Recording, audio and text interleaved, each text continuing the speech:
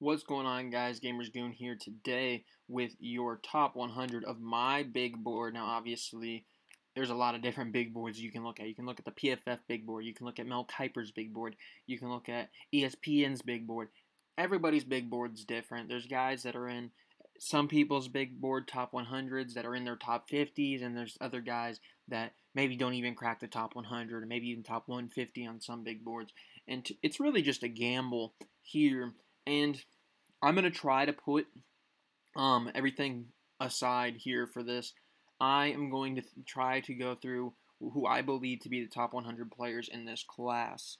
So you're going to see some guys up here that might not get drafted in the first 3 rounds, first 2 days of the draft, and maybe their big board ranking for a lot of other sites, maybe like 150, 200, something like that. But I think that they are capable of obviously being that. And a good example of that, and we're going to get to him at some point in this, a little spoiler alert, is a guy like Hendon Hooker. He might not be on everybody's top 100, but to me, he is a top 100 player when healthy and when he's at his best. And that is going to be how I'm going to be doing this.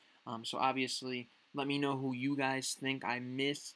But this is just my own take of who I think are the top 100 players. This is by no means the end-all, be-all. There might be guys that I miss that you guys think are going to be better than I think they're going to be, and that's fine. That's football. It's all subjective. We're not going to really know who's going to pan out for at least another year, and even after a year, there's still guys that are going to be able to come along 2, 3 years down the line after development. So you really just never know with this draft, but I'm going to get started here with my 100th player. I got an up-close and personal view of him last season. Obviously, he went to my University of Illinois, the team that I grew up in the same city as, Chase Brown. To me, this kid is a beast. He is a workhorse running back, and I get the questions with him. He hasn't had a great route tree. He's not a great run blocker. You look at a guy like that, and he's very similar, and I know you're going to give me some crap for this probably. He's very similar where he was the workhorse like a JT Jonathan Taylor was. Every down back, they were giving him the ball. They were feeding him the rock.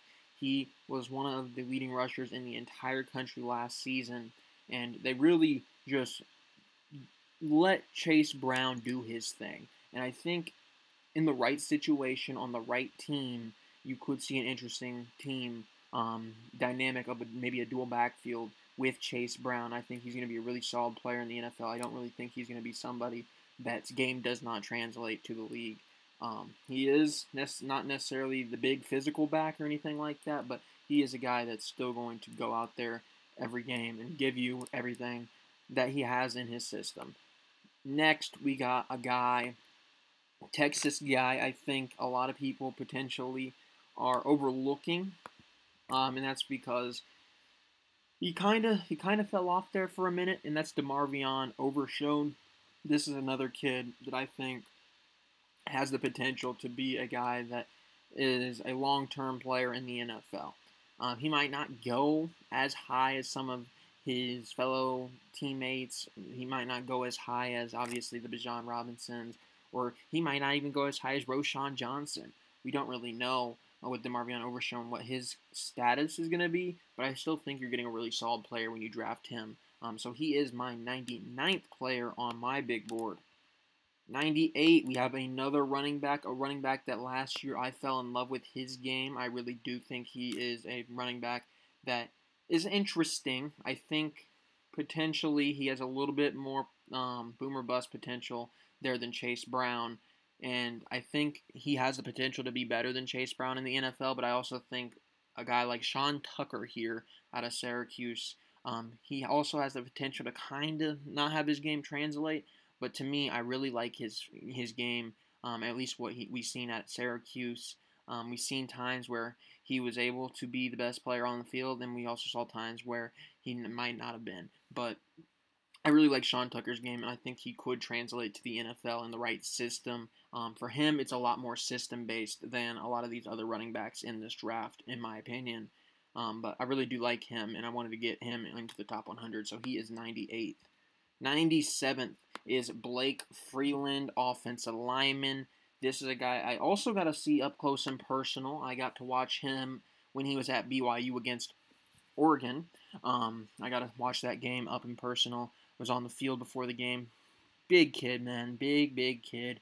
I think he is absolutely a dominant player, but he also could be one of those guys that slide into those middle, maybe fourth, fifth round type of location, and I think a lot of that's going to be a lot of a lot of hyping up of other players that might not necessarily be on that offensive line, but also in that offensive line there is a little bit of a gap between the guys that are perceived to be guys that you can plug and play, and guys like Blake Freeland who maybe might not be a starter right away type of guy.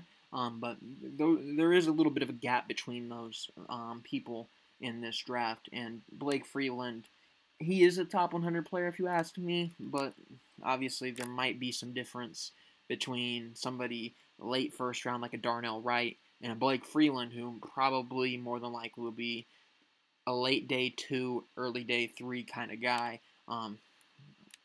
I'm not sure exactly where he'll land, but I do think he's probably around this spot here for me in my top 100. This is a guy that it really pained me to put at 96 because I do think he has the potential to be a stud, but I'm just not sure if he actually will be. There's some guys ahead of him, and I think that's the way I've really been going with this is who do I think I would take in not certain situations, so that's just a mock draft. Just like if I were starting a team from fresh, who would I take? And I really do like this kid, and positional value and everything could come up, and it could put him earlier than 96 even, and that's Colby Wooden. I do think this kid is pretty solid. He's a guy that I think has the potential to potentially be one of those, not necessarily premier pass rushers in this draft, but a reliable pass rusher in this draft when you go out and get somebody like Colby Wooden out of there. So I do think he's still a top 100 player, but I don't know if I can have him much higher than what I currently have him. 95, a guy that I think will translate. And you guys might be looking at me a little bit differently and think, hey, man, I'm not really sure about that one. I have Nebraska receiver Trey Palmer here. I really like his game. I think he'll translate no matter where you really put him. You can put him in the slot on any team, and I think he'll be fine. He's a guy that I think probably won't go until day 2, late day 2 maybe, like a round 3 type of thing, or maybe even round 4. But I think you probably get him in those middle rounds. And I think you would be pretty happy. I think he's somebody that can play substantial time right away. I don't think he's necessarily going to be a star right away, or maybe even a star ever, but I do think he is a guy that you can rely on pretty early on in his career. Next, we also have at 94, we have Zach Evans, the running back out of Ole Miss. Another kid. When it comes to these running backs, I like them. I don't know if these running backs, though, have that star potential, but I do think there's a lot of running backs here that can be at least in dual back situations next year. And Zach Evans is the same thing as Chase Brown and Sean Tucker. I see them potentially not necessarily taking over a backfield, but say they go, maybe they join the Bears and they're splitting time with Khalil Herbert. I could see something like that happening. Or maybe they join the Eagles and they're splitting time with Miles Sanders. I could see something like that happening.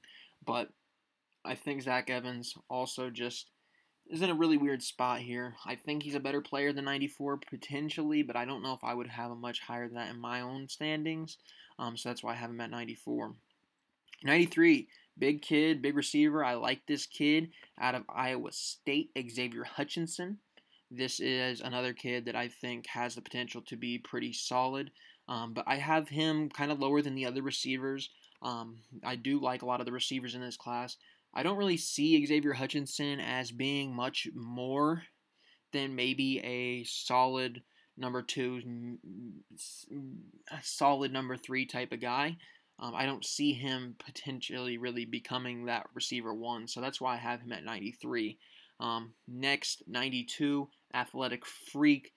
He had a solid job last year at Illinois, raised his draft stock in the combine as well, and that's Jartavius Martin. or Quan Martin, as he's called. I think this kid is going to be a interesting pick for somebody. He's going to be an interesting pick for somebody. I think he's a solid player. Obviously, there's going to be some learning curve with him, and he's really going to need to develop a little bit more before we can say whether or not he'll be a long-term starter or even a starter at all in the league. But I do think he is definitely somebody to look for in that early day 3, maybe late day 2 round. Jartavius Martin is. Another guy, 91, I think is potentially better than Jartavius Martin, and he came in a bigger name. He kind of fell off there for a while. Still probably a top 100 talent if you ask me. He's Christopher Smith. And also,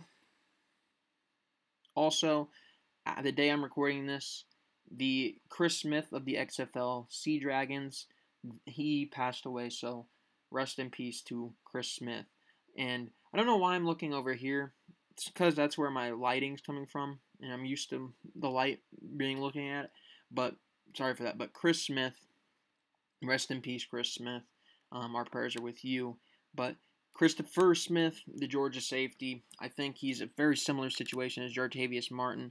Good player, but there's going to be a little bit of a learning curve there, and I think that's potentially what's going to push him down a couple big boards, including mine. Next, we have Jalen Jones at 90. I do like this kid. I do think he could go earlier than 90, obviously, but there's a little bit of a fall off between Jalen Jones and the corners that are ahead of him. I think Jalen Jones probably fits into day 2, but still a top 100 player for me. 89, this pains me to do, and a lot of why it pains me to do it is because there's just so many questions with this kid, man. There's so many questions. I think he's ultra talented. I think he could even be a first-round pick in the right situation, the right reality. I'm not sure if it's the one we're living in, but Brenton Cox out of Florida. This kid is a kid that has been dismissed from 2 football teams, one for a marijuana charge, I think he says allegedly, and also one right after he got in trouble for punching a player in the Georgia game. Brenton Cox is an interesting guy, man. He's really interesting because he has all the tools and everything that says that this guy's going to translate to the NFL. You look at his physicals, it's there. You look at the tape, it's there. He's not on the field, though, and he also didn't have the greatest combine, but everything suggests he's the explosive guy, explosive pass rusher. But there's also been some concerns, not only about his character, but also his motor. At times, he gives up on plays and stuff like that. So it really pains me to do this because if we're looking at the version of Brenton Cox that is his best version, he's a lock in the first round, in my opinion. But I don't know if you can get the consistency out of him, to be honest with you. I really don't. And it'd have to be the right situation for him to go early. I probably think he's around 3-4 guy, but I still think he has first round talent. You might be looking at me, a guy at 89th on your big board. There's a lot of guys ahead of him that I don't think have first round talent. Brenton Cox is one of them. Brenton Cox, yes, he's 89th on my big board, but that's just because there's so much uncertainty about him, and it really sucks because I think he's a good player. I think he's a really good player. 88, we get tight end. First tight end of the day, Tucker Kraft. This is a kid that I think probably will be around that round 4 area, early day 3, should hear his name called. He's going to translate into the NFL. Do I think he's going to be a top-tier tight end? No, but he should be a tight end that's going to get some run in the NFL. I think he's a guy that you can plug in and run some twin tight end sets with right away, and or maybe even if you're a team that isn't necessarily as good at tight end, he wouldn't be a terrible option to rely on for the time being as your primary tight end. But I don't think he is the premier tight end in this class, but I think he is a tight end that people would be happy to have on their team. 87th, Sidney Brown, the other Brown brother out of Illinois.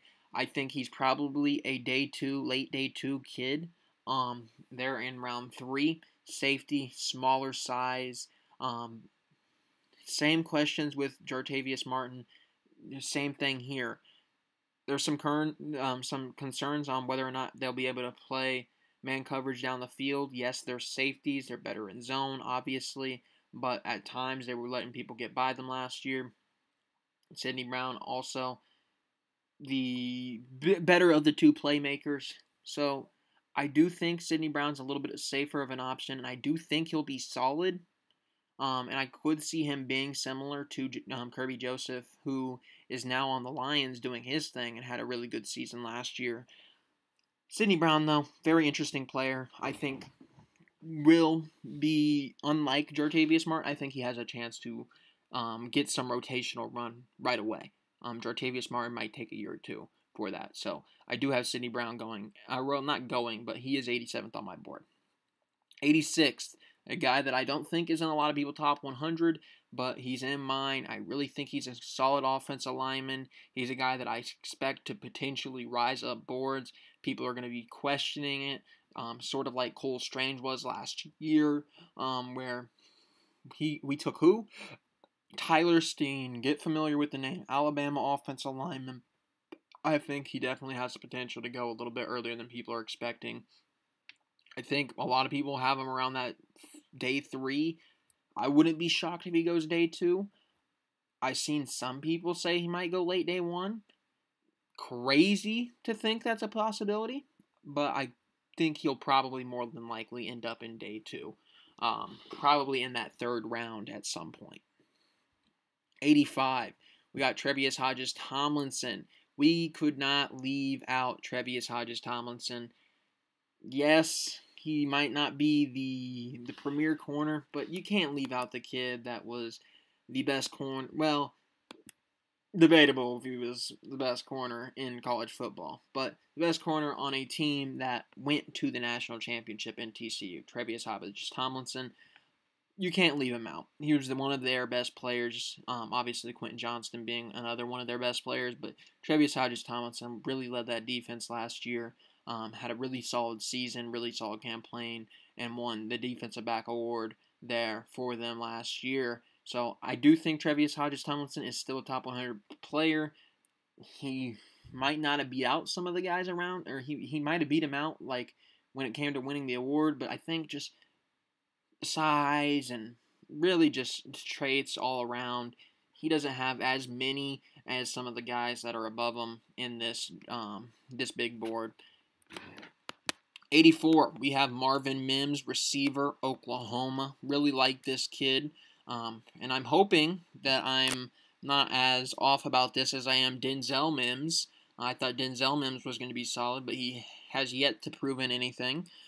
That's really all of that of what I thought he was going to be. Marvin Mims, kid that I think you can pretty much use as a weapon at anywhere on the field, to be honest with you. Very interesting option. I think he probably finds his way day 2 late. But somebody will take a gamble on a guy like Marvin Mims, who you can put anywhere on the field. Very interesting gadget player there out of Oklahoma. 83, another guy that I really think people are potentially putting higher, but I'm not as high, is Gervon Dexter. I think a lot of people could see this guy going day 2, early day 2, like round 2 type thing, late round 2. I think he's more of a late day 2, maybe that's like late 3rd round or even early 4th round. I'm not as high, but I do think he's a solid player in Gervon Dexter. Don't have him as high as some people do, but I still think he's a top 100 player. 82, now we have a guy that I am, believe it or not, yes, 82 is low, but I am high on him. I wouldn't be upset if he went in the 2nd round, in the mid to late 2nd round, and that's Chandler Zavala, guard. I do like him. I think he's going to translate into the NFL. He might need a year to really get his feet underneath him there, but I think he will translate in the league. 81, we have Keanu Benton, big kid out of Wisconsin. defensive tackle there. I think he is really slid down my board because this is a guy that I thought could be interesting early round 2, sort of similar to Siaki Ika, but really didn't have the greatest of combines. And really, when you just take a step back and really think about Keanu Benton and what the excitement was with him potentially going earlier, I don't know if it's going to translate as well as I thought it was going to. So I do think there are some players ahead of him that I would take before him. So that's why he's at 81. There's some questions with Keanu Benton there for me personally. And this is going to be where you get to, man. You're looking at it and you're like, you just hyped up why Tyler Steen should go in the top 100. Yeah, I did. But I'm also talking about guys that had higher value that I'm rating lower. So I also got to kind of justify that. Do I think Keanu Benton's still a better player than Tyler Steen? Probably. But I got to justify it a little bit. So at 80, we have J.L. Skinner. I really do think J.L. Skinner is really solid. He is a kid that I've seen people say could be similar to Curse out of Dallas, safety. Skinner got hurt end of last season. Didn't play a full season. Boise State safety there. I think he's a solid player. I think there's some other safeties, though, I would take before him, so that's why I have him at 80. 79, we have Derek Hall, another edge rusher. Like I said, deep edge rusher class this year, man. Derek Hall, I think you're getting a very solid player. Don't think he necessarily has the star potential of some of his peers at the edge position, but I do think he's a guy that you can at least rotationally use as an edge rusher. 78, a kid I fell in love with last year watching in college at Wake Forest, A.T. Perry. I would really love to have A.T. Perry higher, but it's kind of hard to justify. Big kid, but really looking at it, he's probably going to be somewhat one-dimensional in the NFL as probably that third receiver. I'm hoping he gets a good chance, but I do think he'll be able to play right away if you get him on the right team. If you send him to a team that just really needs that big body presence, it could work. But also, depending on who takes him, I could see him falling out of favor really quickly. 77th, I have Jalen Duncan, another offensive lineman, Maryland offensive lineman. Kid that I think is going to be solid. Probably won't go that early. You might be able to get him on late day 2, early day 3. Jalen Duncan is a kid, though, that I expect to be pretty solid right away. 76. This is a kid that I don't know if everybody has him in their top 100, but I absolutely love him. And I think I have him a little bit higher rated than everybody else. I really do like this kid, and it's Zach Pickens, defensive tackle there out of the Southern Carolina. Really do like Zach Pickens. I think he's going to be solid right away. I don't necessarily think he is a superstar in the making or anything like that, but I do think he is going to be a guy that you can use every down when needed there, and just really help bolster up a defensive line. He's not the Jalen Carters or Kalijah Kansies of this draft, but he's going to be a really solid offensive lineman for a really long period of time, in my opinion. 75. A kid that I was debating on if I even wanted to put in my top 100, but he ended up getting to 75 because I think it's very disrespectful for me to not to do it. Tanner McKee. I'm not as high on Tanner McKee as some other people are. Tanner McKee, I've seen everything from late round 1, shocking picks, like maybe the Saints go with him, but I've also seen him go round 2, round 3. I think he's probably around that round 3 for me. But Tanner McKee, I think it would be disrespectful for me to keep him off this completely, so I do have him there. 74, I really do think this kid is solid. Eli Ricks, Alabama corner. You can't go wrong with an Alabama corner. Another one of these corners that are going to probably be really solid out of Bama. 73, also in Alabama. This time, safety. I think also a similar situation where potentially a little bit underrated going into it. Didn't have the greatest of years. Jordan Battle. Another safety right away. Antonio Johnson. I think once again, player that could see his name called day 2 early in that second round. But I don't necessarily think I don't think he's the best option, to be honest with you. 71. First time that I've really done this. I think you really got to commit to what Noah Sewell has been in the past. Obviously, he's coming off a down year at Oregon, but I think when you're drafting Noah Sewell, you're not looking at last year, looking at the year before that.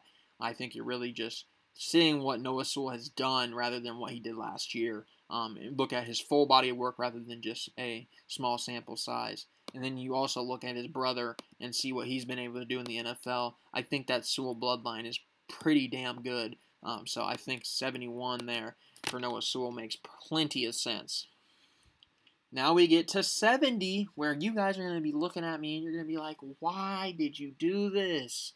Why did you put him in the top 100? I'm telling you, this kid is going to be good.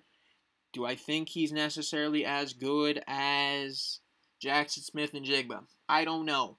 At one point, he was predicted to be a top receiver off the board. He had some character problems, had a feud a little bit. We thought maybe he was leaving LSU, but he never left LSU, got injured. I think you got to put all that drama aside. Kayshon Boutte is a really good football player when he's on the field. Really good football player when he's on the field. That is why I still have him as a top 100 player. I have him above some of the other guys that you might be looking at like, yeah, but you know what you're getting out of A.T. Perry. You might, but Kayshon Boutte has that star potential still. I'm telling you, Kayshon Boutte has something. You don't want to be the team that lost out on Pickens like everybody else did last year except the Steelers. You don't want to be that team. Boutte has a chance to really make a lot of people money. 69.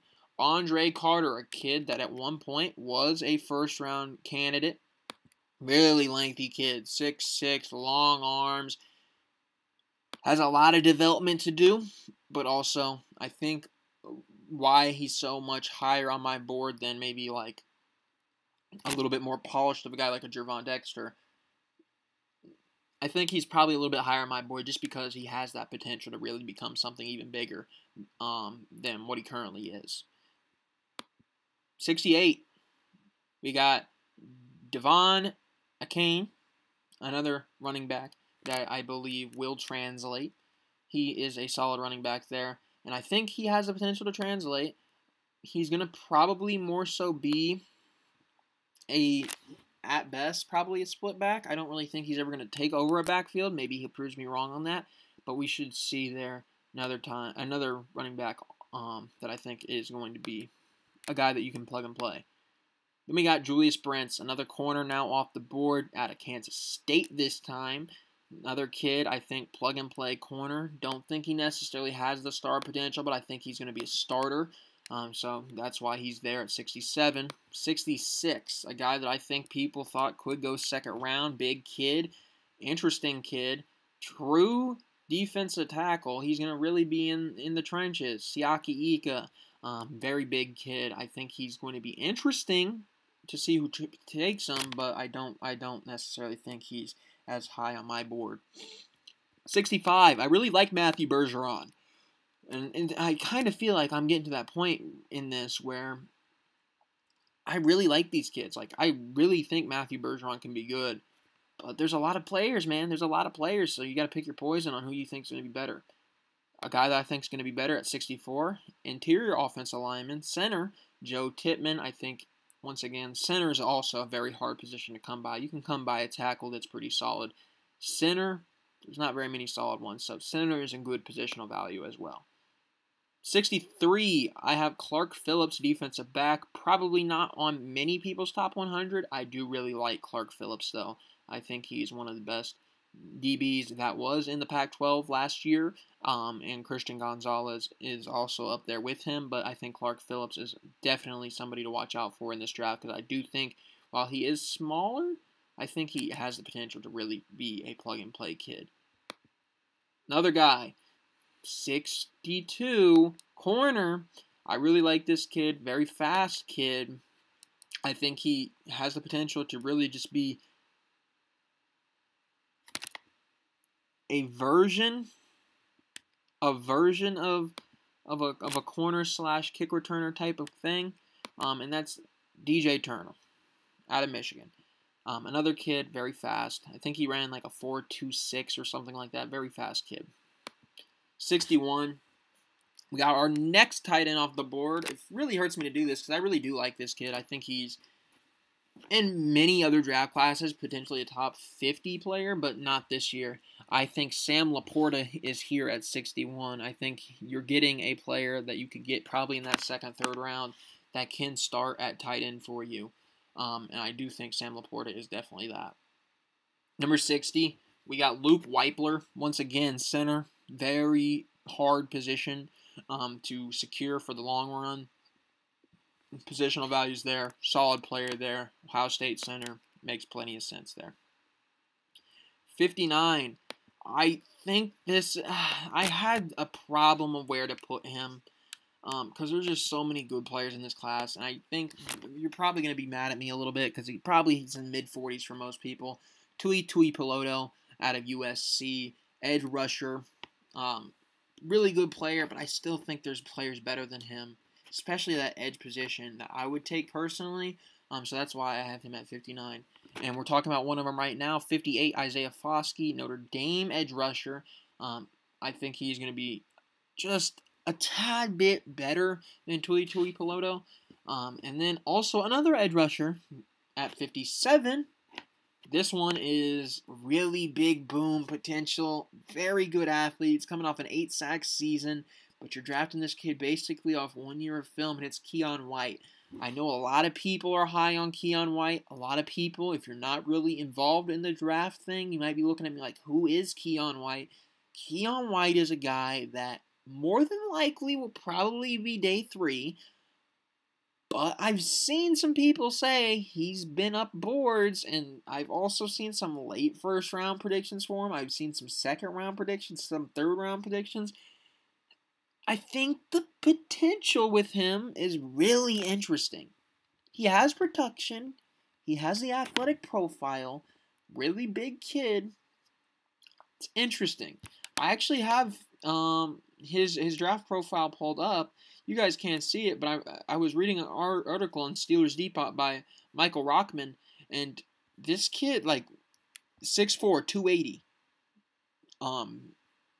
Arms, 33 and 5/8. Wingspan, 79.5 inches. This kid, like, here's what they say on this. Thick build frame, good weight, size throughout body. Natural power overwhelms blocker line of scrimmage. Movement of impressive leverage works to take away blocker's base. Quality bends around the edge, keeps momentum through blocks. Nice bursts, moves laterally and straight the line through with good speed. Notable strength and tackling ability makes plays out of his frame. Versatility to work on both sides. And then, obviously, some of his flaws have to do with technique, and I think he has a lot of those talents you can't teach with his explosiveness. But get a better technique, get the right guy there to help him, coach him. I think Keion White's a very interesting pick. 56. I still tell myself every morning that this kid's going to be a first-round pick, and there's been points where he looks like a first-round pick, but the consistency's not been there, and there's a lot of guys ahead of him that are more consistent that I think are better fit for the NFL right away. You don't have to worry about it, and that's Kelee Ringo. I really do think Kelee Ringo is, at his best, a first-round player, but very similar to Brenton Cox. What shot him down my board is you never know what you're going to get, and that's why Kelee Ringo's 56 for me. 55. A guy that I've seen a lot of people fall in love with. Very big offensive lineman. Cody Mao. Very big kid. Very big kid. If you haven't seen the pictures of him in Instagram or Twitter or wherever, there's pictures of when he came in as a freshman. Smiley, all this. And now he's like a literal caveman. Big old beard. Hair all over the place. jaggled teeth, lost some of his teeth. This screams like a mauler. This guy's going to be really, really interesting in the draft, and I wouldn't be opposed to my Bears taking him. He's going to be somebody that's going to be fun to watch as an offensive tackle in the NFL. Another guy, 54, we got Tyrique Stevenson. Struggled where to put him. Struggled a little bit of where to put him because I do think he is one of the better corners in this class, but the corners are really deep, and I just didn't really know the way to order them. So 54 feels like a decent spot there for Tyrique Stevenson.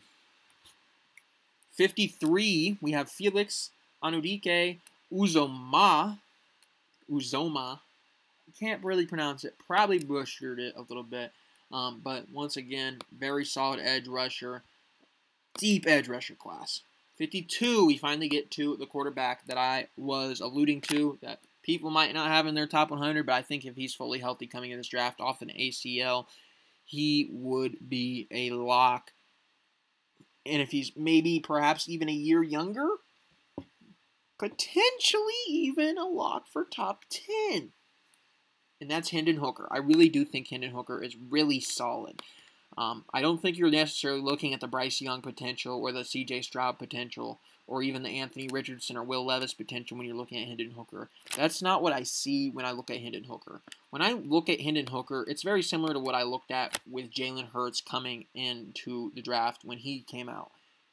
Granted that Jalen Hurts was younger, but I'm picturing this as somebody that can take over right away, somebody that is going to win you games, somebody that at the end of the day, you're not going to have to worry about what they're going to bring to the table.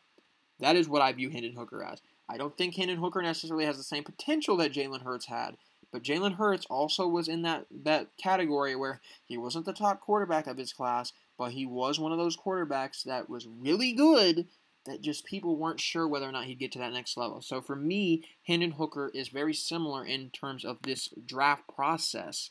Not necessarily his talents, but just the way he's looked at. Very similar. 51, I had trouble with this. I don't think... it's hard to really sit here and say this kid has 50 players better than him, but it just happened to be that way, the way I look at it. And that's Josh Downs. I see people thinking he's a top 40 player. I have him top 51. Still think he's a solid player. Just some players I think are better.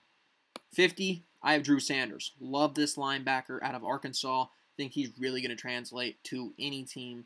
Could see him going late first round, perhaps to a team like the Giants. 49, another guy I think could go late first round. Interesting pick here in Will McDonald IV. Kid is ultra talented. He's going to be very interesting to see where he goes. I think you're getting a good second caliber edge rusher. There's the first calibers like the Will Andersons of the class, and I think Will McDonald here really fits into that second category where you're still getting a starter. You're still getting a starter out of it. 48, Jack Campbell. I do like him. People might have Drew Sanders above Jack Campbell. I like Jack Campbell more. I think he's a guy that's really going to translate in the NFL. Doesn't necessarily have to have that big boom potential, and I don't really know if Drew Sanders does it either, but I think both of those guys are guys that you can rely on right away, and I think they'll be really solid for you. 47th, I have Zach Charbonnet. I think this is going to be a kid that's going to be hearing his name probably in that second round. He's going to be a kid that has the potential to earn a backfield, like earn the star of that backfield to be the HB1 of a team. Right away, I'd imagine year one he probably splits the backfield, but he is a guy that I could see growing into that HB1, natural HB1 role. 46, guy we haven't mentioned yet. You might be looking at me. Was he going to mention him? I'm mentioning him. Darnell Washington, 46th. A lot of people might have him lower. I have him higher. Darnell Washington, absolute athletic freak, huge kid, creates mismatch problems for everybody. You do not want to match up against Darnell Washington. Whoever is getting Darnell Washington, regardless of whether or not he is necessarily the beast that we think he could be, they're still getting a matchup nightmare. If worse comes to worse and he's like, this won't happen, but I'm just going to throw that out there. Say he's like an Adam Shaheen type of guy. he'll still be on your roster. He'll still be on your roster. 45. Once again, we get to the center. Very valuable position, John Michael Schmitz. I think he's probably the best center in this class. That's why I got him at 45. Number 44, another name that I probably will butcher, Adetomiwa Adebaware, another athletic freak at the edge position. A lot of athletic freaks at the edge position. 44, very reasonable spot there for Adebaware. 43rd, I have Emmanuel Forbes. I do like a lot of these corners, but like I said, I have had trouble really placing where they are. 42, Cam Smith. Flip them, don't flip them, I don't care. I like Cam Smith a little bit more personally, but very hard position to really assess. Two really good players there. 41, I kind of feel disrespectful doing it at 41 because I think he could be better. Jahmyr Gibbs. Really think he's really going to be a solid option out of somebody's backfield. He is RB2 in this draft. Quite obviously, I don't think any running back's better than him. I think he could be early day 2, probably in that early second round. Jahmyr Gibbs, very interesting player. Really like his game. Wouldn't be mad if he went earlier. 40, pretty much I think is where this kid's been for a lot of people. Another interior offensive lineman, very important position, the offensive line. Steve Avila, he's probably the second best guard in this class behind O'Cyrus Torrence. Very solid player, though. I think he's still probably a lock there, though, at 40. 39, you might be looking at me and thinking this is a little bit crazy. I really like this kid. Big-bodied, very big-bodied. They say he's a limited route tree. To me, that's not as much of a concern when you put on the tape. Cedric Tillman, I really like the kid. Very big kid. He runs a little bit of a slower 40 time. Not really. For being 6'5", it's not slow, but he runs like a 4.5. Pretty solid kid, though. 38, I got B.J. Ojulari. One of these edge freaks, man. These edge rushers, I don't think you can go wrong, really. Just another edge rusher that's just dominant, man. 37, Luke Musgrave, tight end. Probably goes later than the 37th pick, to be honest with you. But Luke Musgrave, very solid player. Once again, have him a little bit above Darnell Washington because you know what you're more than likely going to get out of him. But Darnell Washington does have that potential that could really shoot him up boards. 36, I got Tank Dell. Tank Dell, a little bit undersized. That's why he's not as high as some of the other receivers that are still on the board or in my top 100. But Tank Dell, really solid player. Think he's going to be interesting to use. Whether that's in the slot or as the third receiver on a roster. 35, I got Mazi Smith. Very interesting kid. Some slight character concerns there. Defensive tackle out of Michigan. But I still think he's a really solid kid. Probably here's his name day 2. 34. Is this my first line? My number 1 linebacker? No, I think it's my number 2 linebacker. In this top 100, Dayon Henley, really good player. Think he's going to be really appreciated. Could go late round 1. We've seen some linebackers go round 1 in the previous years. He might be the one. 33. I got Jordan Addison. I don't view Jordan Addison as high as maybe somebody else that you listen to does or whatever. Jordan Addison to me, I'm not as high on Jordan Addison. I'm really not. 32, Myles Murphy. Once again, another athletic freak, edge rusher. 31, I got Trenton Simpson above him. Once again, this guy, though, is a linebacker, but athletic freak. Put him anywhere on the middle of the field. He'll dominate. 30th, I got O'Cyrus Torrence. Like I said, best guard in the class. 29th, I got Antoine Harrison. One of the better offensive tackles in this class. A little bit of a step down from the guys above him, but still a really solid pickup. 28, you might be looking at me and be like, I've seen a lot of people have him in the 70s. Not me. I still fully believe this kid, watching him play last year, I believe he had a 5-touchdown game.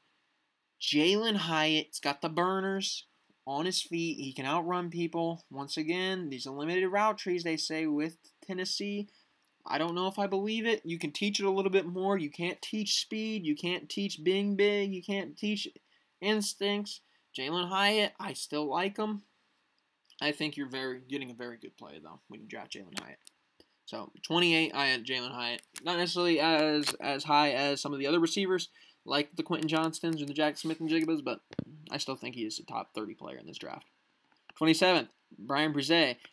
Once again, very good player. Interior defensive line, very important for a team.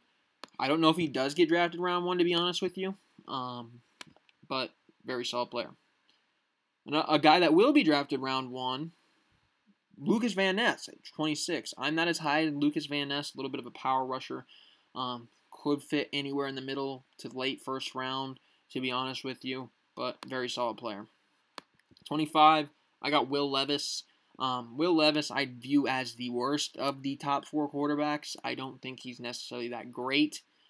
Think he's very, very average. But hopefully he proves me wrong. We thought maybe the same thing about Josh Allen coming out. So Will Levis, if he proves me wrong, good for him.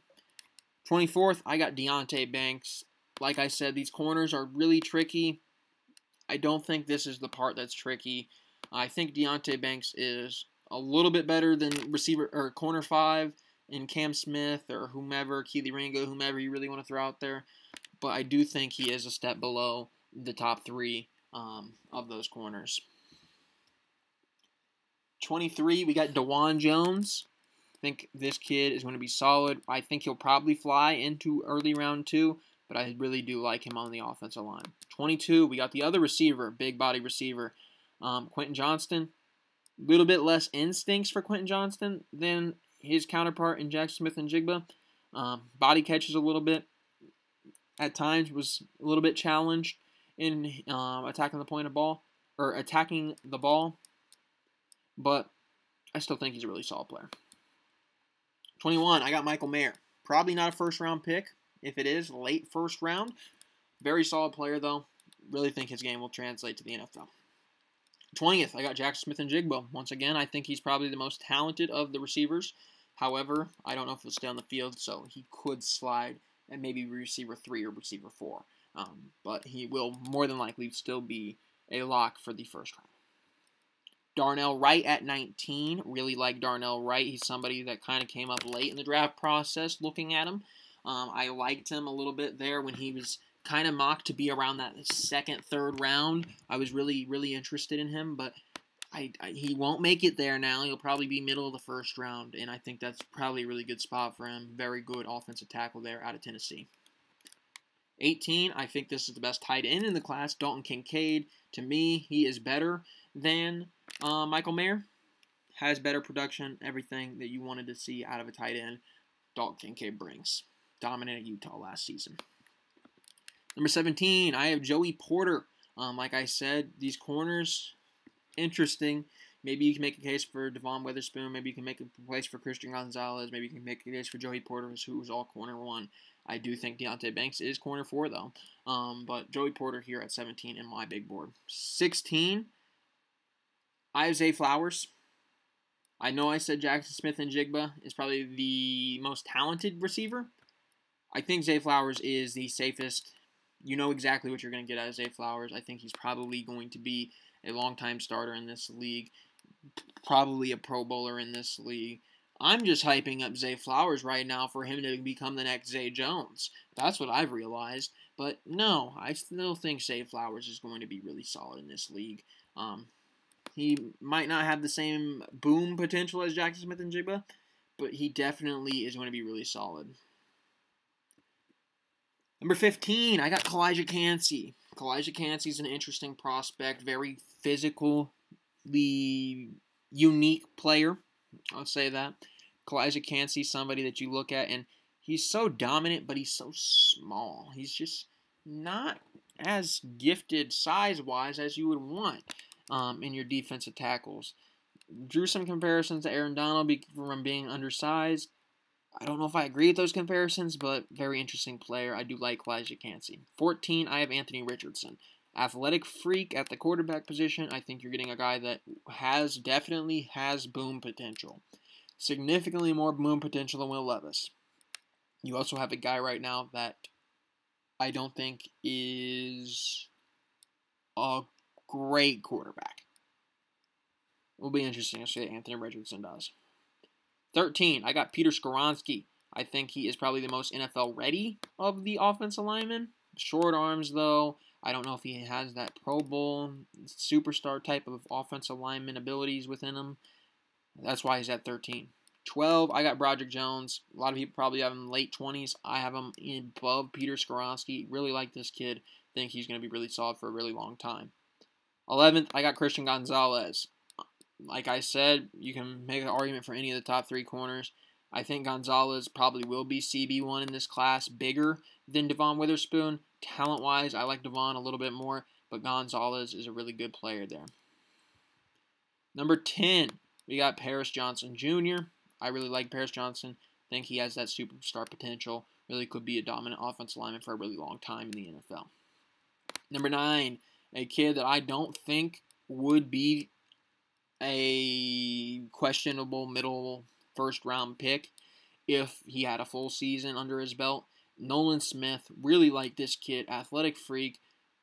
Played a shorter season last year than expected. Came up with injury, but I still think really dominant player.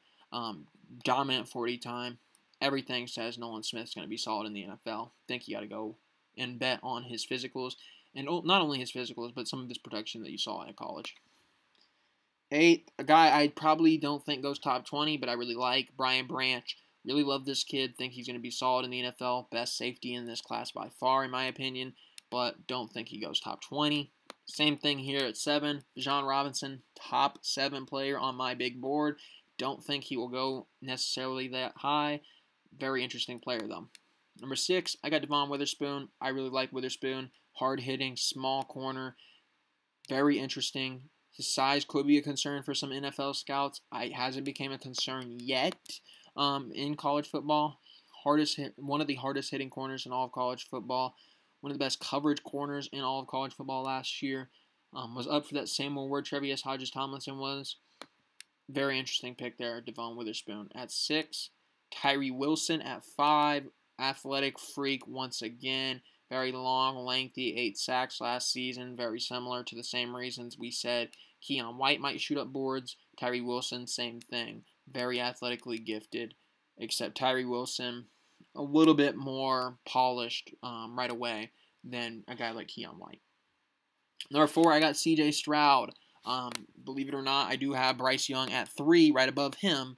I do think Bryce Young is better than C.J. Stroud at this given moment. C.J. Stroud probably will be the first quarterback. At least that's the way I think it will happen.